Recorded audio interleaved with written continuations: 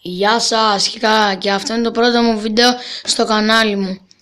Σήμερα θα κάνω ένα ελληνικό review στο PlayStation 3, όπως ξέρετε. Και τι θέλω να σας πω, σχετικά με το PlayStation 3, μπορείτε να φτιάξετε το online όπως το έχω φτιάξει και εγώ, ξέρετε, να όλοι οι φίλοι μου και τα λοιπά. Εδώ είναι το YouTube. Σχετικά με το PlayStation 3, το Super Slim, έχει μόνο 12 GB και ξέρετε, μερικά παιχνίδια χρειάζονται πολλά GB. Δηλαδή ένα παιχνίδι που ξέρω θέλει 8,23 GB και είναι πολλά. Αυτό το PlayStation έχει μόνο 12 και δεν είναι αρκετά για ένα παιχνίδι.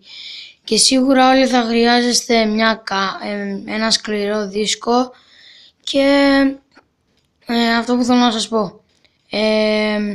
Πατάμε το μεσαίο κουμπί στο controller μας, αυτό εδώ πέρα, και βλέπουμε εδώ Turn on controller και Turn on system. Και τι θέλω να σας πω, εδώ έχει ένα περιμένετε, Turn off system, create a new user και ναι, το συνηθισμένο.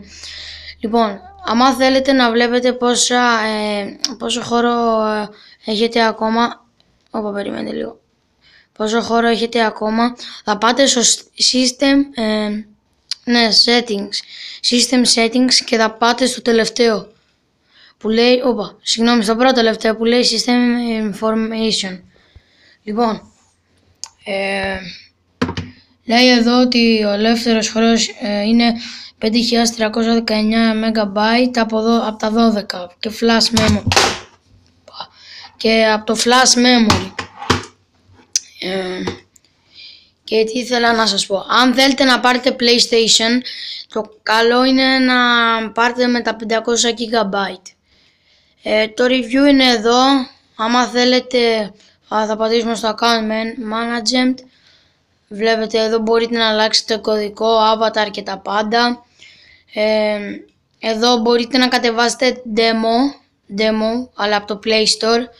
Εδώ είναι ο συγκεκριμένος χώρος που έχω εγώ για τα μερικά παιχνίδια.